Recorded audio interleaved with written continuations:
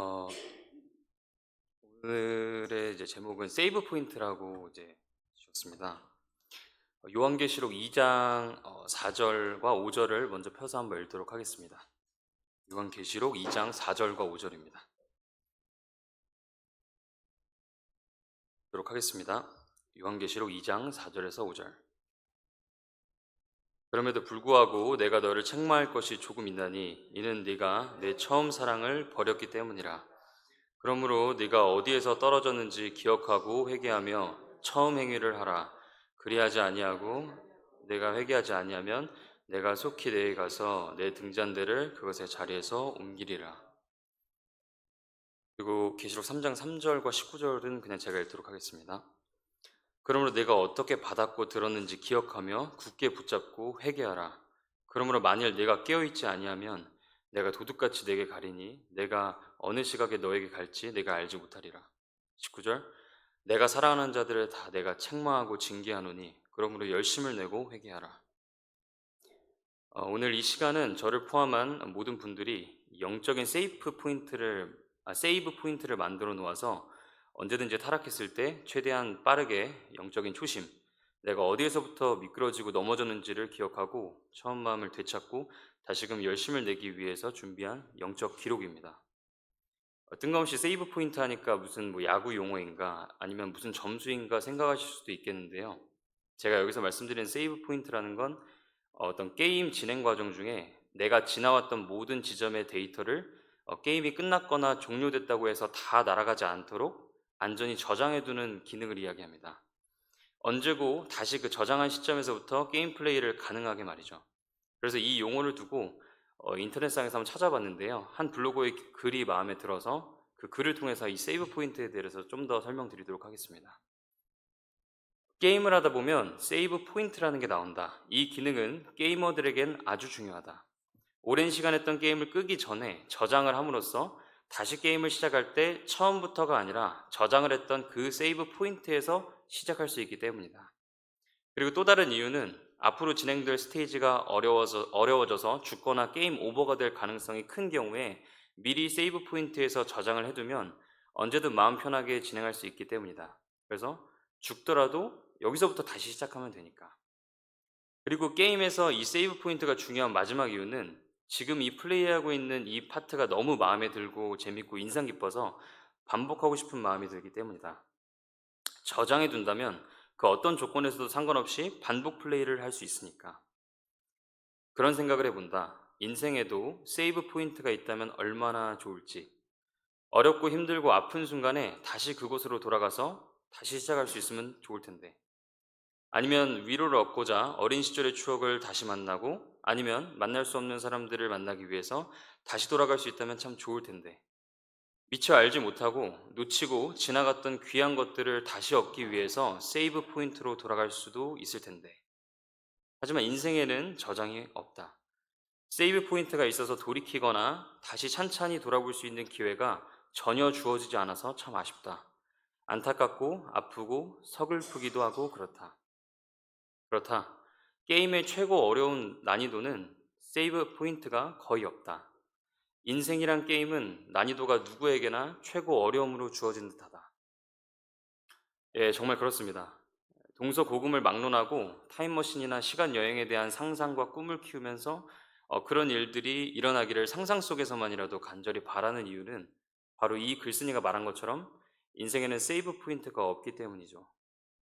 언제고 다시 돌아갈 수 있어서 다시 시도하고 시작할 수 있는 그런 저장된 그런 특정 시점을 만드는 건 시간을 붙잡아 놓거나 다시 되감게 하지 못하고 그저 흘러가는 시간의 강물에 떠밀려서 죽음이라는 종착지에 향해 가는 인간으로서는 불가능한 일입니다. 다만 적어도 예수 그리스도의 보배로운 피로 거듭난 자들, 이 새로운 창조물로서 새 사람을 입고 그냥 인생길이 아닌 이 신앙생활이라는 믿음의 여정을 걷는 우리들에게는 육신적인 이 세이브 포인트는 만들 수 없지만 영적인 세이브 포인트, 즉 성도 개개인이 신앙 여정 가운데 백슬라이딩, 다시 말해서 이전에 나쁜 행실로 되돌아갔을 때 언제든 다시 돌아와서 이 초심으로 그리스도를 향한 첫사랑을 회복해서 다시금 정상적인 그리스도인의 삶을 살아갈 수 있도록 하는 각자의 세이브 포인트는 만들 수 있을 것 같습니다. 나를 그리스도 예수님 앞에 완전한 죄인으로 무릎 꿇고 엎드리게 했던 그 성경 속 말씀들, 훈계와 책망과 바로잡음의 말씀들이 각자마다 다 있으실 겁니다.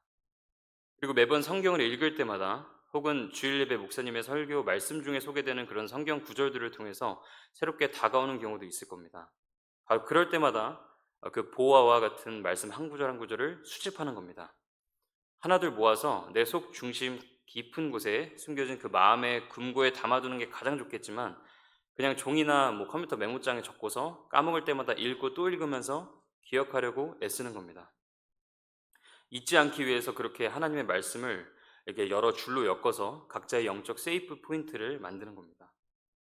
시편 119편 11절에 이렇게 기록되어 있습니다. 내가 주께 죄를 짓지 아니하려고 주의 말씀을 내 마음속에 숨겼나이다. 제 개인적인 경험을 좀 나눠보려고 하는데요.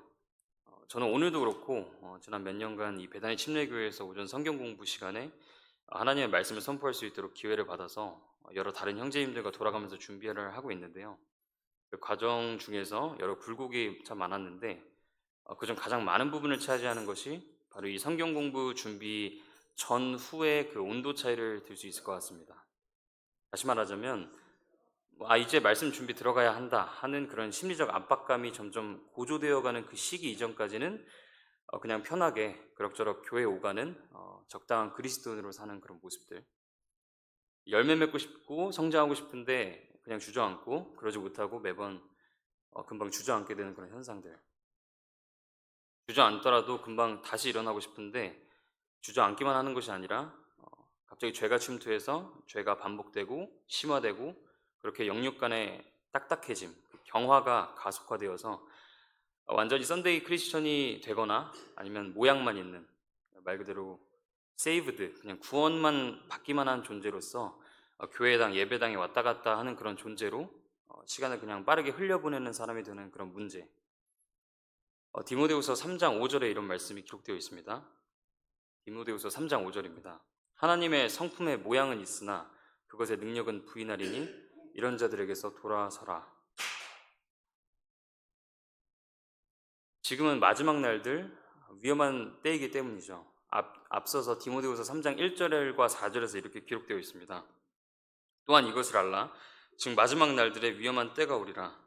사람들이 자기를 사랑하며 탐욕을 부리며 자랑하며 교만하며 신성 모독하며 부모에게 불순종하며 감사하지 아니하며 거룩하지 아니하며 본성에 애정이 없으며 협정을 어기고 거짓 고소하며 절제하지 못하며 사나우며 선한 자들을 멸시하며 배신하며 고집이 세며 높은 마음을 품으며 하나님을 사랑하기보다는 쾌락들을 더 사랑하며, 그리고 나서 이 5절의 말씀이 기록되어 있습니다. 하나님의 성품의 모양은 있지만 그것의 능력은 부인한다. 이 1절과 4절의 내용의 결과로 이 5절이 이어지는데요. 이 2절부터 4절 속의 모습 중 그 어느 하나도 나는 해당되지 않는다고 자신할 수 있는가? 제 스스로가 괴로운 것은 이 2절에서 4절 속에 등장하는 이 사람들, 이 마지막 때 위험한 때 이 사람들의 여러 가지 모습들을 체크리스트로 만들었을 때 냉정하게 나를 돌아보면서 체크를 해본다면 적어도 아무리 적어도 한두 개에서 많게는 대여섯 개, 그 이상까지도 체크되지 않을까, 그런 생각이 들어서 있습니다. 자기 사랑, 이 부분을 또 생각해 보면 이 자기 사랑의 반대 개념으로 자기 혐오가 있을 수 있다고 생각하겠지만, 결국 이 자기 혐오라는 것도 예수님이 아닌 자기 자신에게 매몰돼서 자기만을 바라보고 결국 자기 연민과 동정으로 이어지는 자기 사랑이라는 마음의 뿌리에서 비롯된다고 할 수 있기 때문에 이 또한 자기 사랑이라고 할 수 있을 것입니다. 그래서 갈라디아서 2장 20절의 말씀을 보자면, 내가 그리스도와 함께 십자가에 못 박혀 있으나 그럼에도 불구하고 사노라. 그러나 내가 아니요 그리스도께서 내 안에 사시느니라.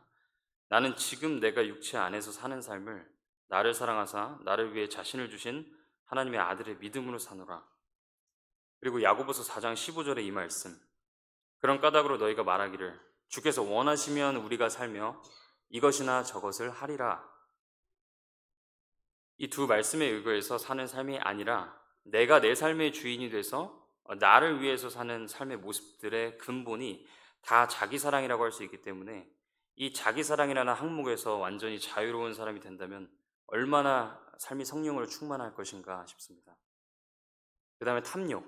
탐욕은 또 어떻습니까? 굳이 말하지 않더라도 우리 모두 너무나 잘 알고 있습니다. 사실상 탐욕으로 가득한 이 세상 속에서 보고 듣고 만지고 소원하는 것들이 거의 대부분 이 탐심을 자극하는 것으로서 계속해서 더 많이 소유하고 갖고자 하는 그 발버둥치고 땀 흘려서 애쓰고 심지어 더 큰 것을 얻기 위해서 자기 자신을 철저히 준비시키고 절제하는 모습까지도 너무나 쉽게 보게 됩니다. 디모데후서 3장 17절에는 또 이렇게 기록되어 있습니다. 이것은 하나님의 사람이 완전하게 되어 모든 선한 일에 철저히 갖추어지게 하려 함이라. 이 하나님의 왕국과 그분의 의를 위해서 주님의 앞에서 완전한 자로 준비되기 위해서 자기 절제와 노력을 하는 모습을 찾기는 참 어려운데 더 세상에서 더 크고 욕망을 추구할 수 있는 것들을 얻기 위해서 자신을 철저히 준비하고 사람들과 분리하고 자기 절제를 철저히 하는 모습들을 너무 많이 보게 됩니다. 자랑하면 또 빼놓을 수 없죠. 키, 외모, 학벌, 직장, 소득 수준, 자동차, 의복들, 가방, 시계, 전자기기, 신발, 귀금속, 사는 지역 등등 별의 별것까지도 다 비교하면서 겉으로 안 하더라도 마음속 은밀한 곳에서 자랑하는 것들이 참 많죠. 심지어 하나님을 아는 지식 면에서도 내가 조금 더 안다 싶거나 아니면 내가 다른 형제들보다 더 잘 절제하는 삶을 살고 뭔가 맡겨진 교회의 사명을 잘 수행한다 싶으면 나보다 좀 못해 보이는 다른 사람들을 향해서 우쭐대는 마음과 자랑, 그런 교만이 마음에 자리 잡게 됩니다. 그 다음으로 이 교만이라는 것, 자기가 너무 커져서 하나님이 보이지 않는 상태입니다. 하나님이 필요가 없습니다. 심지어 걱정과 근심마저 내가 다 짊어지고 해결해야 하지 하나님은 이거 해결 못합니다. 이렇게 생각합니다. 눈앞에 문제가 더 크기 때문에 하나님이 보이지 않아서 나의 이 짐을 내맡길 생각조차 못하는 상태, 그것이 교만입니다. 내 모든 삶의 길에서 상시로 주님께 여쭙고 대화하고 주님께 지혜를 구하면서 걸어야 하는데 어느 순간 주님께 묻는 것을 그만두고 내 생각대로, 내 판단대로 모든 일을 행했기 때문에 걱정과 근심이 몰아치는 상황이 닥쳤을 때 주님께 의뢰하고 의지하는 판단 자체를 아예 하지 못하는 겁니다. 너무 의기양양한 것도 아니면 너무 의기소침해서 근심과 걱정에 파묻히는 것도 모두 교만해서 그런 것입니다. 이렇게 따져봤을 때 우리는 또 얼마나 자주, 얼마나 오랫동안 교만한 상태에 빠져 있는 것입니까? 다음 신성 모독입니다. 옛 초대교회나 구약시대나 있었지 지금은 적어도 이 교회 내에서는 없다고 생각하고 쉽게 넘어갈 수도 있을 것 같습니다. 이 신성 모독에 대해서 요한복음 10장 33절에 이렇게 기록되어 있습니다. 유대인들이 그분께 대답하여 이르되 우리가 너를 돌로 치려 하는 것은 선한 일 때문이 아니요 신성 모독 때문이니 곧 사람인 네가 너 자신을 하나님으로 만들기 때문이라. 그런데 저는 구약의 예레미야서의 이 말씀 또한 같이 읽어드리고 싶습니다. 예레미야서 2장 31절에 이렇게 기록되어 있습니다. 오 세대야 너희는 주의 말에 주의하라.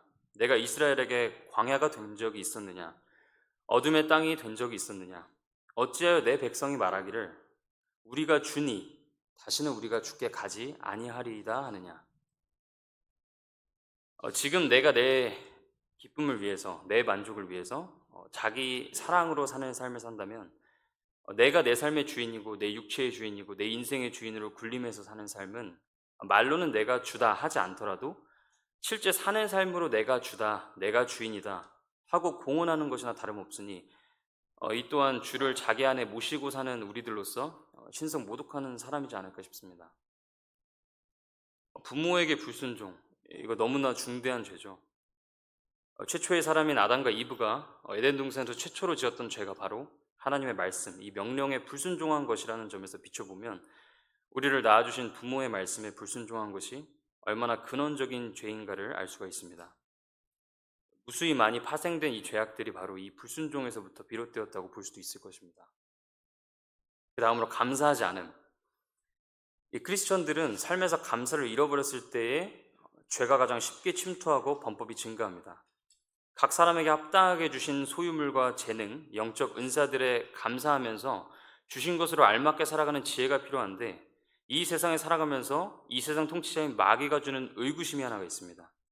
과연 그걸로 충분하니? 부족하지 않을까? 좀 더 필요해 보이는데? 이 소리들에 결국 감사를 잃어버리게 된다면 그리스도인들의 중요한 덕목인 만족할 줄 아는 것에서 벗어나서 결국 시기와 질투에 빠지게 되고 그리스도가 아닌 만몬을 더욱 섬기며 살게 되는 우를 범하게 됩니다. 늘 불만족에 시달리면서 세상의 끊임없는 제한에 귀를 기울이면서 성경 말씀이 아닌 세상에서 더 부유해지기 위한 선생들을 곁에 쌓아둔 채로 하나님의 말씀보다 그들의 말씀, 그들의 말들에 내 마음과 생각의 공간을 더 가득히 채우게 되는데, 생각해보면 요즘 각종 포털 사이트나 유튜브, 인스타그램에서 얼마나 그런 비교 글들과 경제, 재테크 글들을 많이 볼 수 있는지 싶습니다. 정말 켜자마자 상단에 지속 노출되고 있는 걸 볼 때면 감사를 잃어버릴 수밖에 없고 더 높은 곳을 향해 더 큰 욕심을 가질 수밖에 없게끔 만드는 것 같습니다. 그 다음에 거룩하지 않음, 이 부분인데요. 대뜸 당신은 지금 거룩합니까? 라는 질문을 받는다면 예 라고 즉시 대답할 수 있는 사람이 많다면 그 교회는 참 영적으로 건강하고 부유한 교회일 것입니다. 지금 나에게 개인적으로 그런 질문을 한다고 가정한다면 어제는, 그제는, 일주일 전에는 내가 옛날에 그때는 경건했는데 좀 거룩했었는데 하고 이렇게 말이 길어질 수도 있을 것 같습니다. 지금 내가 생각하고 상상하고 마음에 소망하고 살아가는 모든 것에서 과연 나는 거룩한가? 적어도 거룩을 추구하고 있는가? 이렇게 질문을 던진다면 이 또한 내 영적 세이브 포인트로서 이전에 악한 행실을 하고 있는 지금에 회개할 수 있도록 하나님께 속한 근심을 하도록 만들 수도 있을 것이라고 생각합니다. 히브리서 12장 14절에 이렇게 기록되어 있습니다. 모든 사람과 더불어 화평과 거룩함을 따르라. 거룩함이 없이는 아무도 주를 보지 못하리라. 이어서 고린도후서 7장 1절에도 이렇게 말씀합니다. 그리고 그러므로 극진히 사랑하는 자들아, 우리가 이 약속들을 가지고 있으니 하나님을 두려워하는 가운데 거룩함을 완전히 이루어 육과 영의 모든 더러움에서 우리 자신을 깨끗하게 하자.